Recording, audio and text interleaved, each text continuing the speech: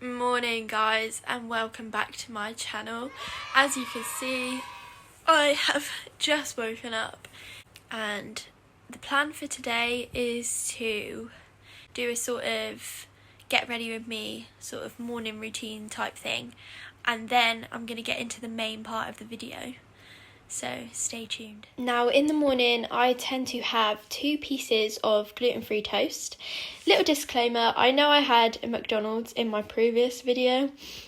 However, I'm actually gluten intolerant and McDonald's don't actually serve anything that's gluten-free. So I had 2 things which I knew wouldn't upset my stomach too much. I'm not celiac, I'm just gluten intolerant. So I do eat gluten-free. So I have 2 gluten-free pieces of toast, and with that I have a dairy-free butter. Now I'm not lactose intolerant, this is just a preference. And then I have honey, and I also have a green tea with peppermint. So after I've eaten my breakfast, I tend to have a shower, so that's what I'm going to do now. And once I've got out, we will start doing the makeup, so I'll see you guys there. This is future me just popping in here just to say, obviously I'm doing this get ready with me portion of the video now, but if you guys don't want to watch that, can you please skip to the end of the video, watch the story time. If you're an A-level student, you're about to get your results, I can honestly promise you that this video should help you. So yeah, and that's it, so bye. As you guys can now see, I am out the shower. My hair is all prepped, didn't have to wash it. I just like to put it up in this this hairband to keep it out of the way basically. But now I'm going to start on my skincare. So what I tend to use in the morning is, to start with, I use this tea tree spray by Revolution. I don't know how to explain this, but this has literally gotten rid of my spots. You also use the Carbon Theory soap.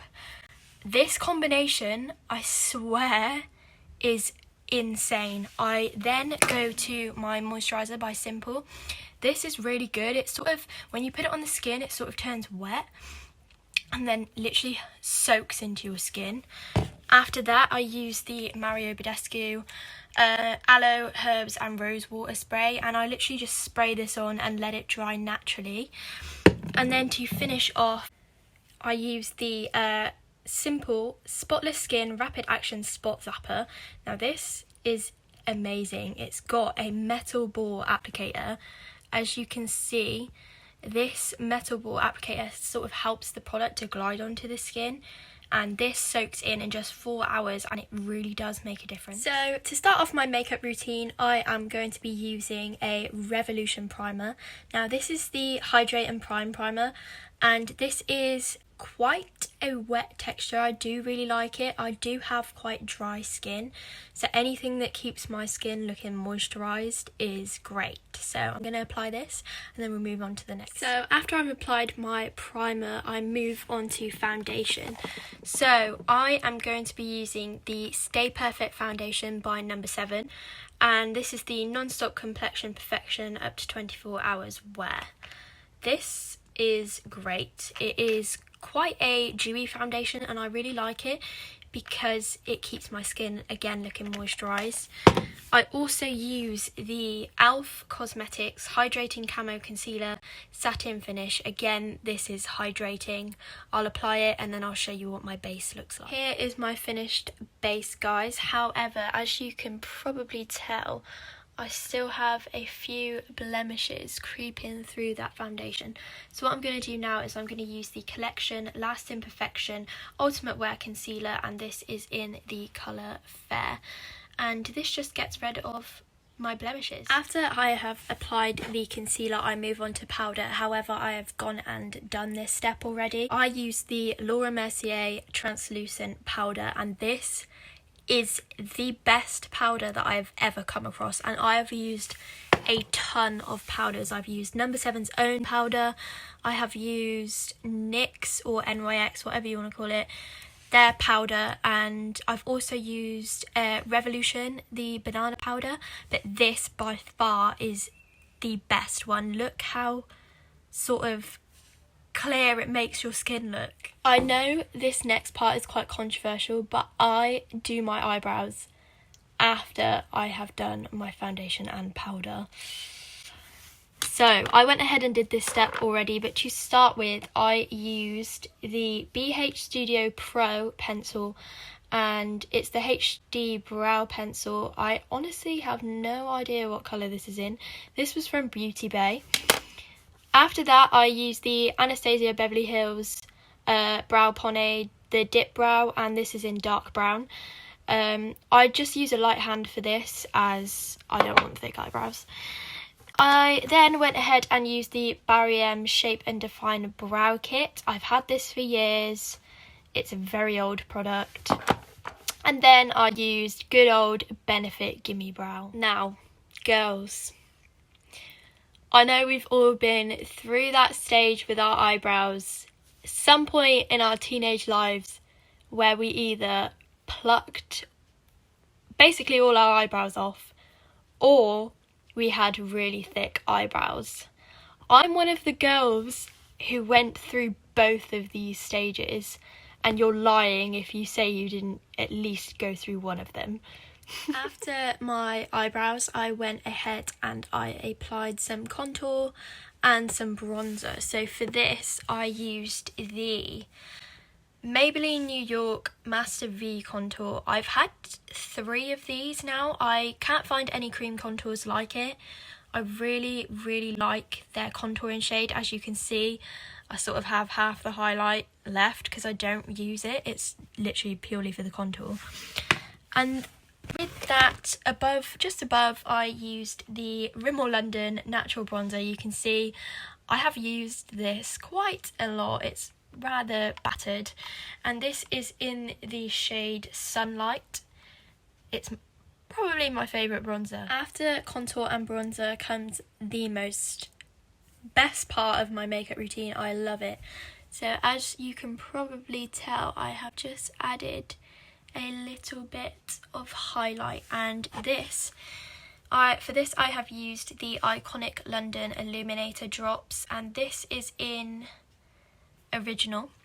I do love these. These need to sort of be blended out with your finger rather than a beauty blender, because I find when you use a beauty blender it sort of leaves little marks on your face. So I think the heat or the warmth of your finger sort of moves it around better. And then on top of this, just to set it, I use the Revolution highlighter, and this is in the shade Dare to Divulge. This was £3 and it is honestly my go-to highlighter. I've got a Kylie highlighter in Cotton Candy K. I've also got the Sleek Solstice palette. I've got a Living My Best Light palette by Beauty Bay, but the one I reach for is always this Revolution highlighter. It is the bomb. As you guys can probably see, I have finished my sort of everyday makeup routine. To finish off, I added Benefit's Roller Lash. This is my favourite mascara. I've tried a lot of mascaras. I've tried their Bad Girl Bang. I've also tried, what else have I tried? I have tried Max Factor, Revlon, all that sort of, all those mascaras, but Benefit Roller Lash is definitely my favourite. And then to set everything, I have used NYX, NYX, whatever. I have used their matte finish setting spray, and that just keeps my face, on all day. And that is my makeup routine. So now we are going to move on to the main part of this video. Right guys, so for the next portion of this video, I wanted to do like a sit down story time sort of thing, and I really want to get this message across to everyone.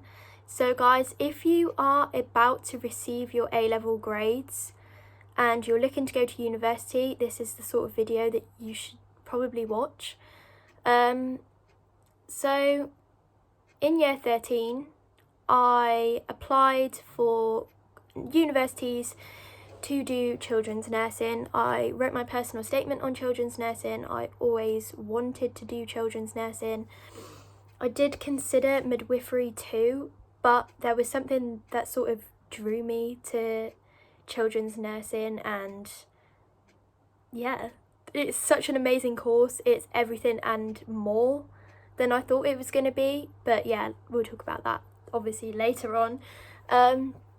So on results day, I looked at my UCAS track app.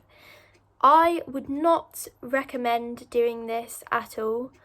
Definitely go and get your grades before you look at UCAS track, because I cried when I opened my UCAS track. My top choice university had rejected me. Now, this was purely because I did not get the grades that they wanted. I applied for a university that wanted 3 Bs, and when I went to collect my results, I had got 3 results. One was pretty good, I got a B, and the other 2 were slightly unexpected, so I got 2 Ds. Now, this obviously wasn't what the university had asked from me, so that was why I got rejected. However, on UCAS, I also noticed that I applied for Northampton and Anglia Ruskin. Anglia Ruskin's in Cambridge, Northampton is obviously Northampton, but Northampton was still holding on to my grade. Now, basically, they were holding on to my spot, telling me that they were going to have a look at my results, have a look at other students, and then later on in the day decide whether they were going to take me on as a student or not. They told me that this wouldn't take very long, I would hear back by the afternoon. It got to late afternoon and I sort of rang my head of sixth form and asked if I could have a meeting with him because he was around that day. And I went in and explained to him what had happened. I explained to him that Northampton were holding on to my grade, and he told me to basically get Northampton to release my clearing number. Now, before I went and had this meeting with my head of sixth form, I didn't even consider going through clearing. I thought, I'm not going to university anymore. I've disappointed my parents, I've disappointed myself. But he made me realise that this wasn't the case. So I went, and after I'd spoken to him, I went and phoned Northampton, got them to release my clearing number, and I started looking on UCAS to see what universities had spaces and what courses were available. Now, I was completely shocked to find that children's nursing was on clearing. This wasn't something that I expected. I expected to find adult nursing, I expected to find health and social care courses, that sort of thing. I did not expect to find the exact same course that I wanted to do on clearing. So that was such a big surprise for me. And obviously, as I said before, I wanted to do children's nursing. I didn't care. In the end, after all of this had gone on, I did not care where I went to do it. At the end of the day, it doesn't matter what university you go to. As long as you do really well and you get, say, a 2-1, a first, whatever you get. If, say, I've gone to a lower standard university, and somebody else has gone to a Russell group, for example, when you apply for a job at the end, they do not care what university you got your degree from. They are looking at your grades, they are looking at you as a person, the skills that you bring to the job, your morals, how you treat patients, all that sort of thing. They do not care where you got that degree from. As long as you've got the degree, they are still going to consider you. So say you're at the lower standard university, they're still going to compare you to the person that went to the Russell group, and they're going to decide who has got the better job standards, whatever. So yeah, do not let going to a different university put you off. I know it wasn't something that I expected, but I've settled into my university so well. I'm going into my 3rd year in September. Don't think that clearing isn't an option. And also, clearing isn't the only option. You can also do an access course. So you don't even have to go and do A-levels to get onto a nursing course. I thought this was the case.